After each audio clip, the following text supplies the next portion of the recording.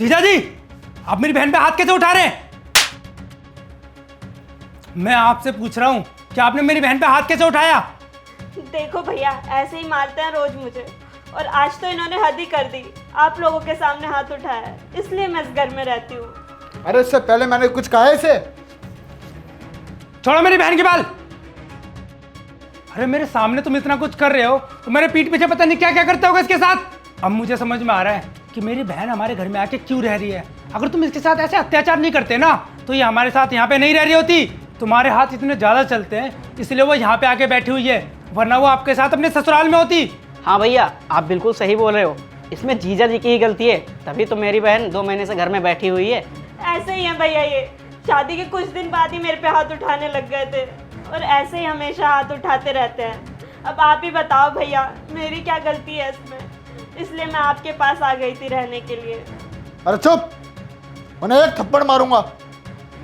भैया जी, आप हाथ उठाने की बात छोड़ो, मैंने आज तक इससे ऊंची आवाज में बात नहीं की है, लेकिन जो हरकत इसने करी है ना, मैं मजबूर हो गया कि इस पे हाथ उठाऊं मैं। आपको पता है भैया जी, आज जो हरकत मैंने करी है ना, वही सेम हरकत इसने मेरी माँ के साथ करी थी। ईगो तो मेरे अंदर भी थी, इसलिए मैंने सोच लिया था कि मैं इसको तो सबक सिखा के रहूंगा। इसलिए मैंने आप लोगों के सामने ये ड्रामा किया ताकि इसे अच्छे से सबक मिले। अरे क्या गलती थी मेरी माँ की, जिसने मेरी माँ के साथ ऐसा किया है। अरे वो बहू नहीं बेटी की तरफ मानती थी इसे, लेकिन इसने कभी मेरी माँ को है ना माँ माना ही नहीं है। इसने ना बहुत गलत किया मेरी माँ के साथ। हाँ तो मैं क्या करती? आपको पता है भैया, उस दिन मुझे पार्टी में जाना था और इनकी मम्मी ने मुझे पार्टी में जाने से रोका।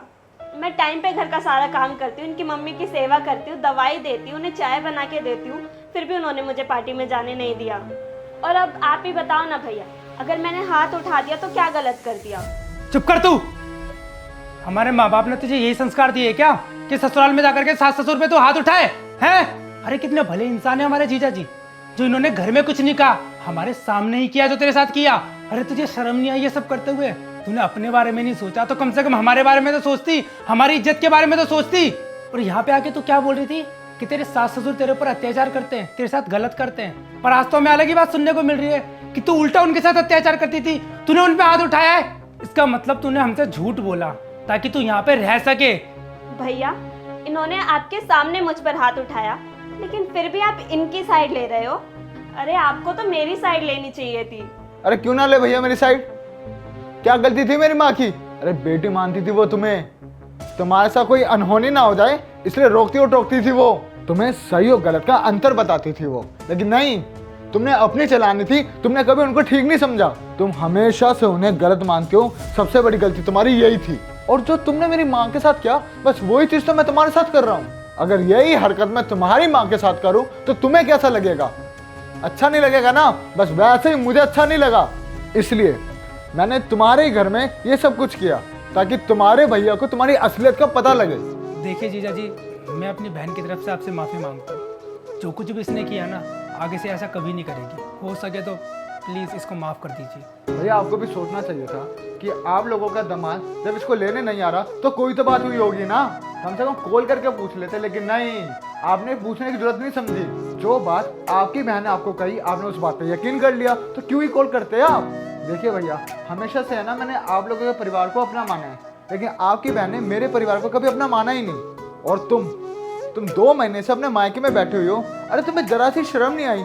एक बार तुम्हें ये नहीं लगा कि मैं अपने पति से जाके मिल लूं? तुम्हें कोई फर्क नहीं पड़ता ना कि तुम्हारा पति कैसे रह रहा होगा, क्या कर रहा होगा, कहाँ होगा? अरे क्या कमी रह गई थी यार मेरे प्यार में? तुम्हारी सारी जरूरतें तो पूरी करते थे हम लोग, और उसके बदले तुमने क्या किया? ये सिला दिया यार। मुझे शर्म आ रही है तन्नू, तुम्हें अपनी पत्नी बोलते हुए। भैया मुझे माफ़ कर दीजिए, मेरी कोई गलत इंटेंशन नहीं थी, मैं बस इसको सबक सिखाना चाहता था।